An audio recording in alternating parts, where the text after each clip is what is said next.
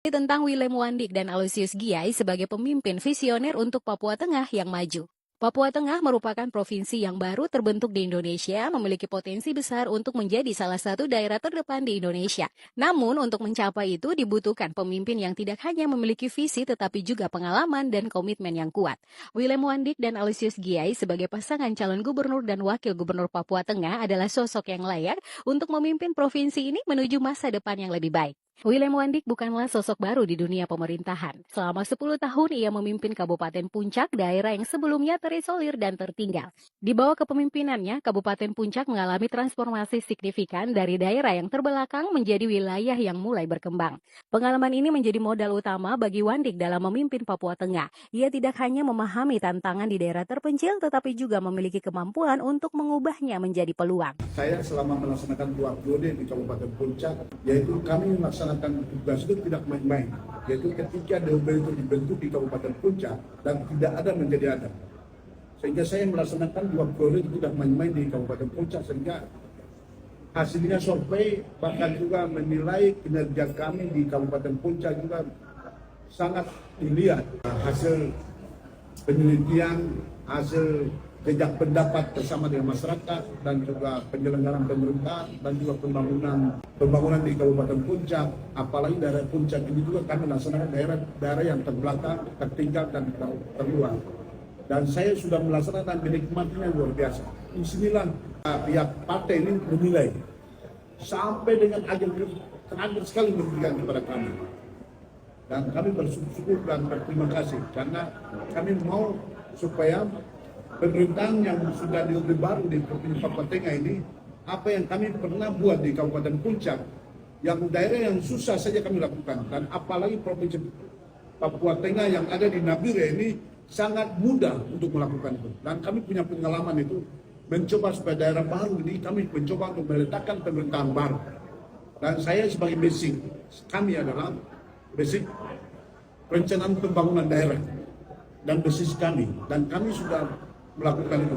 Dan selama ini yang mendampingi kami juga tidak semai-main, yaitu studi-studi yang dilakukan oleh mendampingi kami adalah universitas yang ternama itu Universitas Gajah Mada, dan kami sudah lakukan, sehingga harapan kami dan kajian di Provinsi Papua Tengah ini juga saya sebagai tim kajian di daerah ini, yaitu saya sudah bersama dengan UGM, maka saya merindukan dan mencalonkan diri dan membawa diri dan dukungan dari berbagai pihak, gereja tinggi di tanah Papua, gereja GKI di tanah Papua, gereja apalagi Katolik, dan juga berbagai masyarakat, dan masyarakat suku Dani, suku Ne, suku Moni, suku Amume, suku Damal, suku Wano, suku Kamoro, bahkan juga suku Batai yang ada di daerah di pesisir pantai ini, mengharapkan bahwa sosok pemimpin Willem Wandik mau ingin jadi gubernur Papua Tengah dan untuk meletakkan pemerintahan di Provinsi Papua Tengah.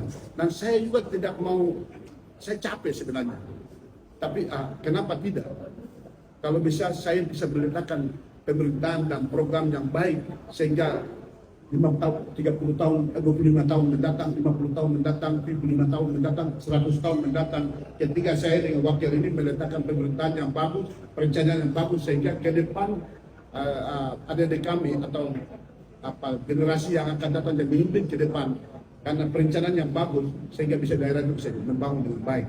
Di sisi lain, Aloysius Giai adalah seorang birokrat berpengalaman di bidang kesehatan. Komitmennya terhadap kesehatan masyarakat Papua telah terbukti selama bertahun-tahun, terutama melalui program Kartu Papua Sehat. Program ini yang dirancang untuk memberikan akses kesehatan yang layak bagi seluruh warga Papua. Menjadi salah satu prioritas utama Giai jika terpilih sebagai pemimpin di Papua Tengah. Dengan revitalisasi program ini, ia bertekad memastikan setiap warga Papua Tengah, terutama di daerah-daerah terpencil, mendapatkan layanan kesehatan yang memadai.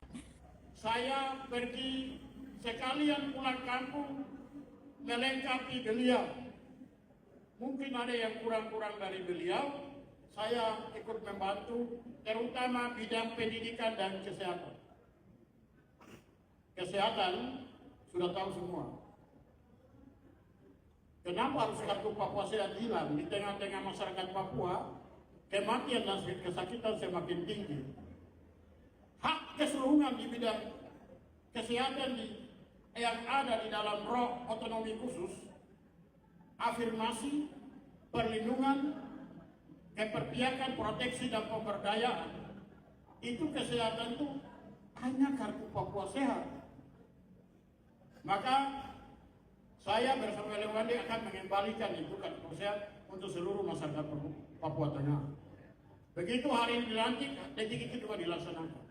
Unit pengawasan dan pengendalian untuk bidang kesehatan seperti UP2KP dulu di sini akan dikembalikan di Papua Tengah, sehingga pasien yang berteriak di Topo, yang di Dogiai, yang di Puncak Jaya, yang di Fawi, kami siap jemput oleh pemerintah pelayanan.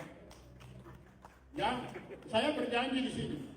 Karena bukan saya bicara, saya sudah laksanakan 10 tahun. Tinggal juknisnya kok saya yang bikin. Inisiatornya saya, juknisnya saya, pelaksananya saya, evaluatornya saya. Maka ini bukan kata-kata kami bikin. Saya dengan Bapak Gubernur, kami akan laksanakan. Yang lain janji-janji belum pernah lakukan, kami sudah lakukan. Ya, yang berikut, di daerah Papua Tengah itu dia kategori secara nasional adalah di dalam kategori daerah 4T, tertinggal, termiskin, terisolasi, terluar. Oleh karena itu, di bidang kesehatan banyak masyarakat kematian tinggi. HIV/AIDS tertinggi di tanah Papua itu di Nabire dan Timika. Itu dalam satu provinsi. Ini harus segera lakukan kegiatan yang namanya transformasi, bukan program biasa-biasa. Untuk segera kita lakukan pencegahan. Dan itu hanya bisa dilakukan kalau gubernurnya, Welewandi, dan wakil gubernurnya Aloysius Giai. Karena kami sudah lakukan, tinggal diberi kepercayaan tancap jalan. Lebih gas lagi. Ya. Papua Tengah memiliki sumber daya alam yang melimpah dan potensi wisata yang besar. Kedua pria bersahaja ini memiliki visi untuk memanfaatkan potensi ini demi kesejahteraan masyarakat. Mereka berencana membangun infrastruktur yang modern dan pelayanan publik yang optimal dengan fokus pada pembangunan yang inklusif dan berkelanjutan. Keduanya juga menekankan pentingnya pendekatan sosial budaya dalam proses pembangunan. Mereka berencana untuk melibatkan seluruh elemen masyarakat termasuk suku-suku adat dalam setiap tahap pembangunan. Sehingga pembangunan di Papua Tengah tidak hanya berfokus pada infrastruktur tetapi juga akan menghargai dan memperkuat identitas budaya masyarakat setempat. Pada pilkada kali ini dukungan dari 6 partai politik besar diantaranya Golkar, Demokrat, PKB, Hanura, Garuda, dan Perindo telah menunjukkan kepercayaan yang kuat terhadap kepemimpinan Wandik dan Giai. Kepercayaan ini tidak hanya didasarkan pada rekam jejak keduanya tetapi juga pada visi mereka untuk masa depan Papua Tengah. Wandik dan Giai juga mendapatkan dukungan dari berbagai elemen masyarakat terutama tokoh-tokoh agama dan adat.